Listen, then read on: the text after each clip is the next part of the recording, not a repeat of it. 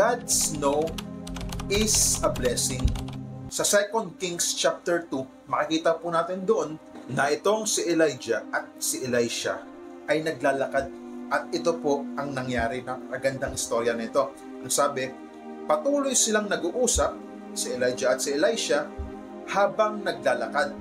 Walang ano-ano'y pumagitna sa kanila ang isang karwaheng apoy, nahila ng mga kabayong apoy.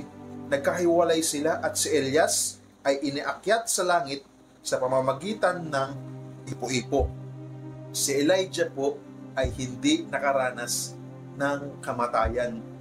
Ito po yung isang malaking sana all kinuha ni Lord literal. Now, imagine mga kapatid, if nag-yes si Lord sa prayer request niya na sana kunin na lang siya, hindi niya po mawi-witness itong ganitong kaingranding miracle na mangyayari sa buhay niya. Diba?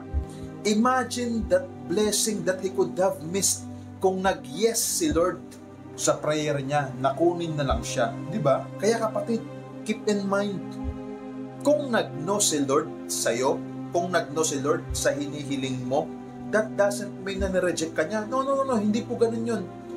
Nag-no po si Lord, sumasagot po siya ng no, kasi para po sa ikabubuti mo yan.